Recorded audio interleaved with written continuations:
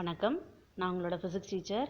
8ஆம் வகுப்பு இயற்பியல் பாடப்பகுதியில் வெப்பம் பாடம் பார்த்துட்ருக்கோம். போன பாடப்பகுதியில் நம்ம கலோரிமீட்டர்னா என்ன, வெப்ப கட்டுப்படுத்தினா என்ன, இதெல்லாமே அதனுடைய அமைப்பை பற்றி நம்ம விரிவாக பார்த்தோம்.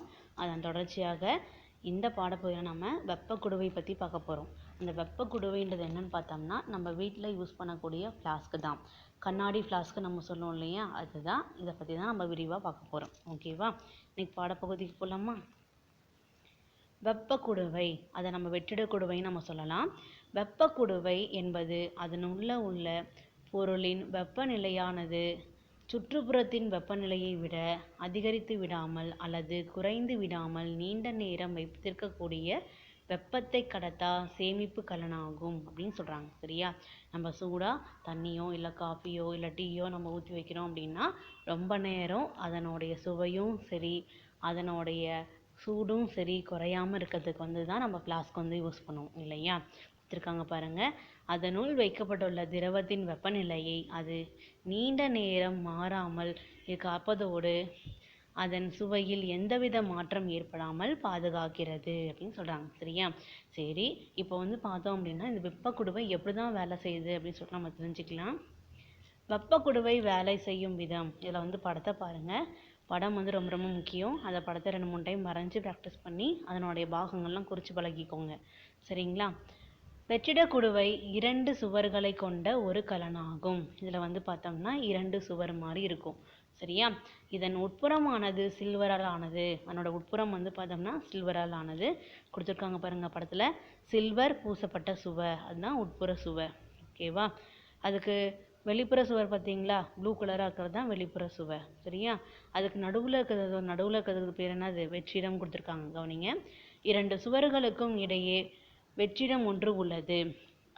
அது வெப்பசலனம் மற்றும் வெப்ப கடத்தல் ஆகிய நிகழ்வுகளால் வெப்ப ஆற்றல் வெளியே பரவாமல் இருக்க உதவுகிறது. சரியா? அப்போ வெப்ப கடத்தல் மூலமாலையும் சரி வெப்பசலனம் மூலமாலையும் சரி வெப்ப ஆற்றல் வெளியே வராமல் பாதுகாத்துக்காக தான் இந்த வெற்றிடமானது இருக்கு. சரியா? சுவர்களுக்கு இடையே சிறிதளவு காற்று இருப்பதால் வெளிப்புறத்திலிருந்து உள்புறத்திற்கும் உள்புறத்திலிருந்து வெளிப்புறத்திற்கும் வெப்பம் கடத்தப்படுவதில்லை. சரியா? நடுவில் கொஞ்சமாக காற்று இருக்கிறதுனால உள்ளேருந்து வெளியேயும் வெளியிலேருந்து உள்ளேயும் வெப்பமானது கடத்தப்படுறதில்லை அப்படின்னு சொல்கிறாங்க. சரியா? குடுவையின் மேல் பகுதியிலும் கீழ்ப்பகுதியிலும் 2 சுவர்களும் இணைகின்ற இடத்தில் மட்டுமே வெப்ப கடத்தல் மூலம் வெப்பமானது கடத்தப்பட முடியும். சரியா? மேல் பகுதியிலும் சரி கீழ்ப்பகுதியிலும் சரி இல்லை 2 சுவர்களும் இணையக்கூடிய இடத்துல மட்டும்தான் வெப்ப கடத்தலானது நடக்கும் அப்படின்னு சொல்கிறாங்க. சரியா? சரி, குடுவையில் உள்ள சில்வர் சுவர் வெப்ப கதிர்வீச்சினை மீண்டும் குடுவையில் உள்ள திரவத்திற்கே அனுப்புவதால் நீண்ட நேரம் திரவம் சூடாக இருக்கிறது. அப்போ நம்ம கொடுக்கக்கூடிய தண்ணியோ இல்லை டீயோ ரொம்ப சூடாக இருக்கிறதுக்கு என்ன காரணம் அப்படின்னா வெப்ப கதிர்வீச்சினை மீண்டுமே குடுவைக்குள்ளேயே திரவத்துக்கே செலுத்துது. அதனால தான் நீண்ட நேரம் திரவமானது சூடாக இருக்குது அப்படின்னு நம்ம சொல்கிறோம். ஓகேவா? இப்போ தெரிஞ்சதா? நம்ம யூஸ் பண்ணக்கூடிய ஃப்ளாஸ்க்கு எந்த விதமாக செயல்படுதுன்னு தெரிஞ்சுக்கிட்டோமா? இதனால் ரொம்ப நேரம் டீயோ இல்லை தண்ணியோ ரொம்ப சூடாக இருக்குன்னு தெரிஞ்சுக்கிட்டோமா? ஓகே, அடுத்து பார்க்கலாமா? இதன் தொடர்ச்சியாக நம்ம மதிப்பீடு பார்க்க போகிறோம். உங்களோட புக்கில் மதிப்பீடு பகுதி எடுத்துக்கோங்க. அதில் சரியான விடையை தேர்ந்தெடுத்து எழுதுக எடுத்துக்கோங்க. உங்களுக்கு கேள்வி சொல்லி பதில் சொல்லும்போது பதிலை குறிச்சிக்கோங்க. ஓகேவா? வெப்பம் என்பது ஒரு வகையான டேஸ். ஆப்ஷன் கொடுத்துருக்காங்க. மின்னாற்றல், ஈர்ப்பு ஆற்றல், வெப்ப ஆற்றல் எதுவும் இல்லை இல்லையா? பதிலானது வெப்ப ஆற்றல். ஓகேவா? 2வது பாருங்கள். ஒரு பொருளுக்கு வெப்ப ஆற்றல் அளிக்கப்படும் போது பின் வருவனவற்றுள் எவை நிகழ முடியும் அப்படின்னு கேட்குறாங்க.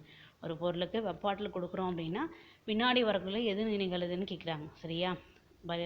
விரிவடைதல், வெப்பநிலை உயர்வு, நிலை மாற்றம் அனைத்தும் அப்படின்னு கொடுத்துருக்காங்க. சரியா? நம்ம ஏற்கனவே சொல்லியிருக்கோமா, ஒரு பொருளுக்கு வெப்ப ஆற்றலை கொடுத்தோம் அப்படின்னா அது விரிவடையலாம், வெப்பநிலை உயரலாம், அதனோட நிலையில் மாற்றம் ஏற்படலாம், இதெல்லாமே சொல்லியிருந்தோம் இல்லையா? அப்போ பதிலானது அனைத்தும். ஓகேவா? 3வது பாருங்க. பின்வரும் பொருட்களில் எது அதிக வெப்ப ஆற்றலை உட்கவருகிறது அப்படின்னு சொல்கிறாங்க. சரியா? ஆப்ஷன் பாருங்க. திடப்பொருள், திரவப்பொருள், வாயு பொருள் அனைத்தும். ஓகேவா? பதிலானது திடப்பொருள். ஓகே, அடுத்து பாருங்க. திட, திரவ மற்றும் வாயுக்களுக்கு சம அளவு வெப்ப ஆற்றல் அளிக்கப்படும் போது எது அதிகமாக விரிவுக்கு உட்படும் அப்படின்னு சொல்கிறாங்க. சரியா? திட திரவ வாயுக்கு வந்து வெப்ப ஆற்றல் கொடுக்குறீங்க, எது அதிகமாக விரிவடையும் அப்படின்னு கேட்குறாங்க. சரியா? ஆப்ஷன் பாருங்கள், திடப்பொருள், திரவப்பொருள், வாயு பொருள் அனைத்தும். சரியா? நம்ம பாடம் நடத்தும் போது சொல்லியிருக்கோம், வாயுக்கு வந்து பார்த்தோம்னா வெப்ப ஆற்றல் கொடுக்கும்போது அது அதிகப்படியாக விரிவடையும் சொல்லியிருக்கோம் இல்லையா? அப்போ பதிலானது வாயு பொருள். ஓகேவா? அடுத்து பாருங்க, திரவ நிலையிலிருந்து திடநிலைக்கு மாறும் நிகழ்விற்கு டேஸ் என்று பெயர். சரியா?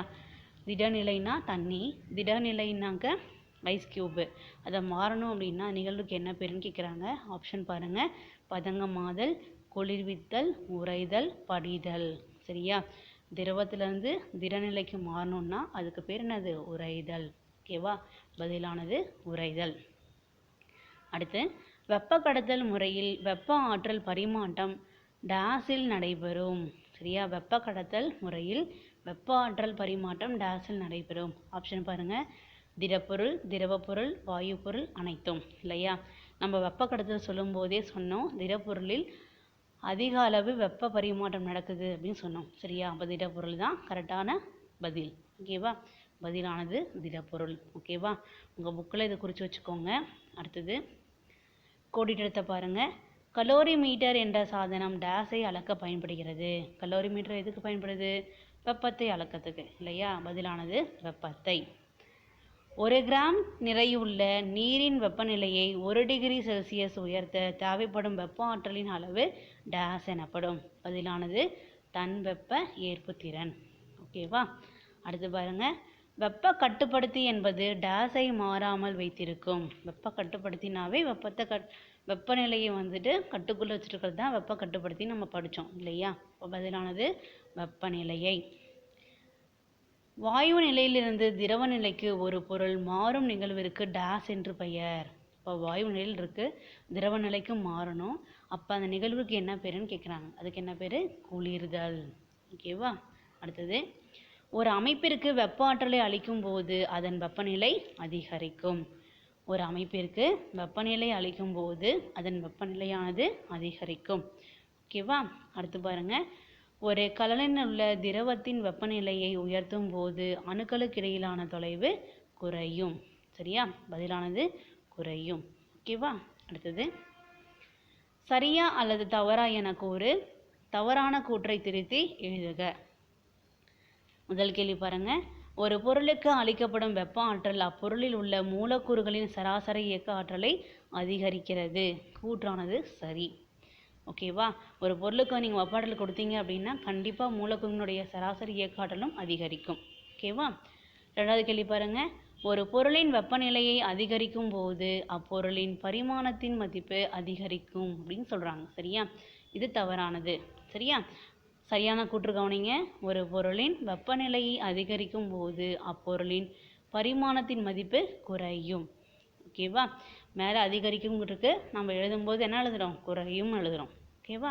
அடுத்து மூணாவது பாருங்க, ஒரு பொருளின் திட நிலையிலிருந்து வாயு நிலைக்கு மாறும் நிகழ்விற்கு குளிர்வித்தல் என்று பெயர். திடநிலையிலிருந்து வாயு நிலைக்கு மாறுறதுக்கு பேர் வந்து குளிர்வித்தலா? இல்லை தானே? தவறு. சரியான கூற்று பாருங்க, ஒரு பொருளானது திட நிலையிலிருந்து வாயு நிலைக்கு மாறும் நிகழ்விற்கு பதங்கமாதல் என்று பெயர். என்ன பேர்? பதங்கமாதல். ஓகேவா? அடுத்து பாருங்க, ஒரு பொருள் ஏற்கும் வெப்பத்தின் அளவானது அதன் நிறையையும் உள்ளுறை வெப்பத்தையும் பெருக்கி கிடைக்கும் மதிப்பாகும். சரியா? விடையானது தவறு.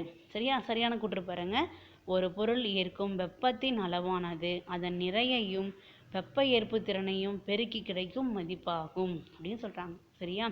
அப்போ வெப்ப ஏற்பு திறனையும் நிறையும் பெருக்கி வரக்கூடிய மதிப்பு தான் அப்படின்னு சொல்கிறாங்க. சரியா?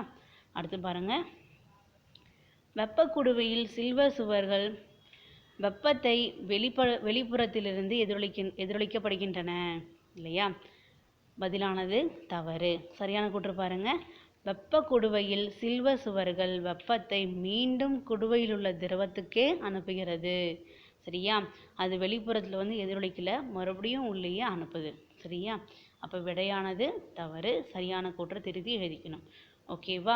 இதை வந்து என்ன பண்ணுங்க, ஒரு பேப்பரில் எழுதிக்கோங்க. சரி தவறு பதில் எழுதிக்கிட்டு சரியான கூற்றில் பேப்பரில் எழுதி புக்கில் வந்து என்ன பண்ணி வைங்க? ஒட்டி வைங்க.